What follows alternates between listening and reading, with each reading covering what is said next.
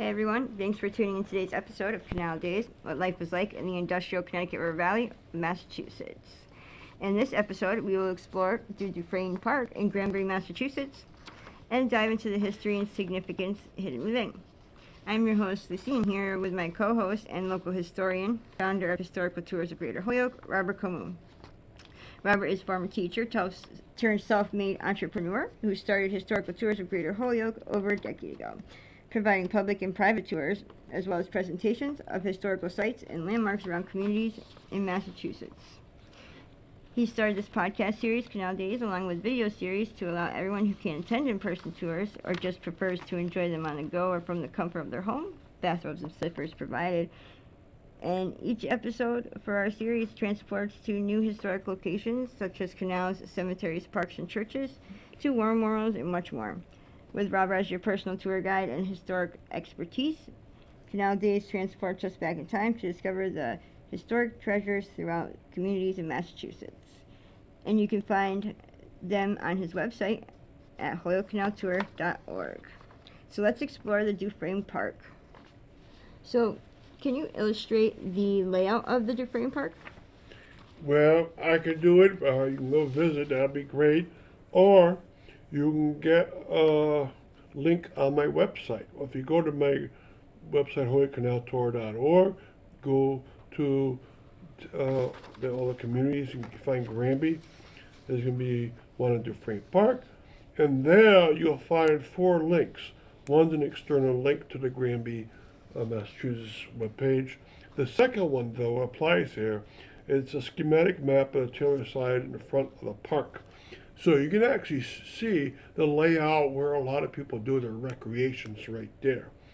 But there's also, in the back from the Kendall side, especially Kendall Road side, there's available a system of trails on conservation land that belongs to Granby and is part of Dufresne Park. So check out that trail map too, which is wonderful. And then there's what is called a stand map, where you can see all the little things like where are the stone walls around, where are the former fences, trees, groves, where are the reservoirs and brooks. For instance, there's Ingraham Brook going through here, and it's dammed up about twice. And so you can figure out where these things are. But of course, best to attend one of my tours or read my pages. And it's a great place just to walk around. And what is the history? Can you uncover it for us? Yes, it has a history from a long time ago where, sure, it was a farm owned by the Dufresne family, but along the way, you started having church groups go out there. And the church groups, including groups from the Immaculate Conception Church in Holyoke, would go out there. The pastor, Roland Nato, would bring groups out there in the 1940s. And it also would have other churches go out there. You'd have Boy Scout groups go out there from Granby, Holyoke, Belchtown, and so forth.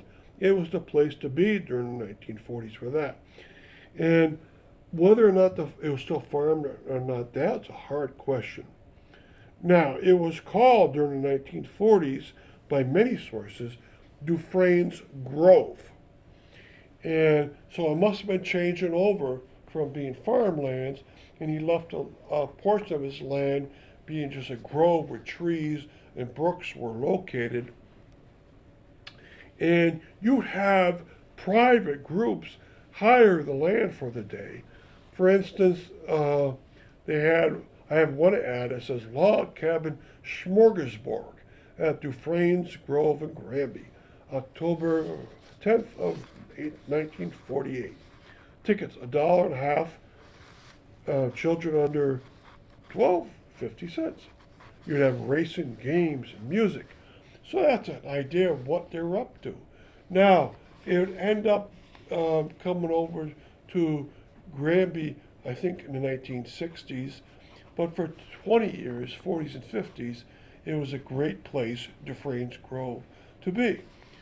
And since the 60s, Granby has improved it, changed it over to include baseball fields.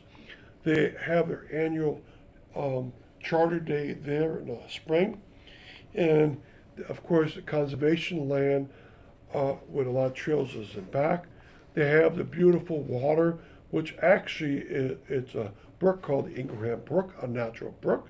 And it's been dammed twice, and that's why you see it expands outwards in the Grove area. And it also has a dam in the back where the trail system is.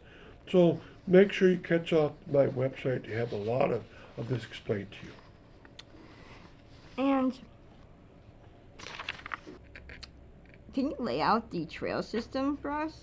Yes, there's a beautiful trail map at my link, so that's the best source of information.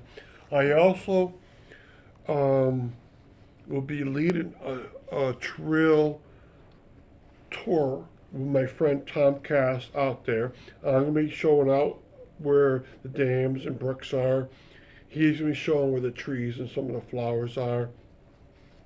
And this colored map starts where the blue starts near the Kendall Street parking lot, and it gets you into all the conservation land onto the trail system. The orange trail brings you to the far back. If you walk out there and back, it's about maybe 1.8 miles. But if you start doing loops around, you can walk up to 3 miles out there. And I'm going to hold this sheet up to show you what it looks like. This is it. But of course, it's on the internet already, so that's probably the best way of doing it. And the trails are going to bring you by a dam. So look at the top green trail, right? And also the pink trail brings you by a pond.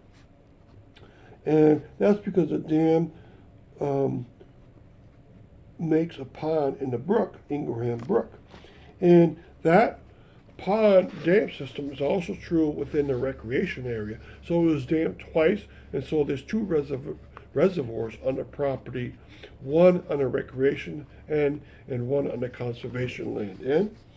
Right, and you can see numerous trees around. Right, and so it's a great place to walk around. It's easy to walk, not too many hills to go up. Right, not too many elevation changes. You can see the colors correspond to the blazed area. So there's a blue, orange, green, yellow, and pink. And walking all of them has a distinctive difference of look to the trees, difference of look to the terrain, and they all have special features, the brook, the dam, the ponds, so forth. So walk around there, enjoy it on your own, or just come on the tour I'm going to give you on that area. Some of the recreational activities that can take place there? Yes. So the recreation is, of course, a baseball field.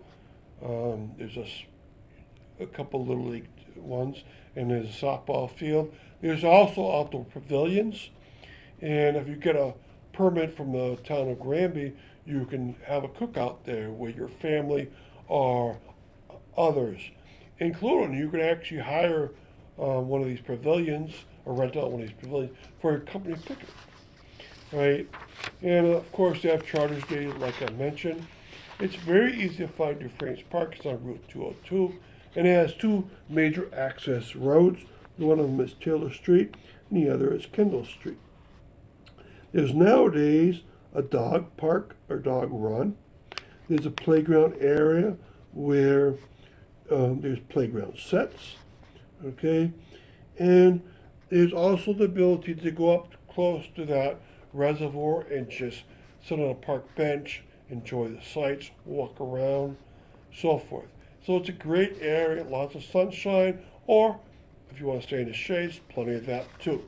There's plenty of nature in the nature trails, and I really love myself that reservoir. I love. It used to be a power reservoir one time, and so the Ingraham family used it 120 years for power. So I hope you go out there and enjoy it yourself.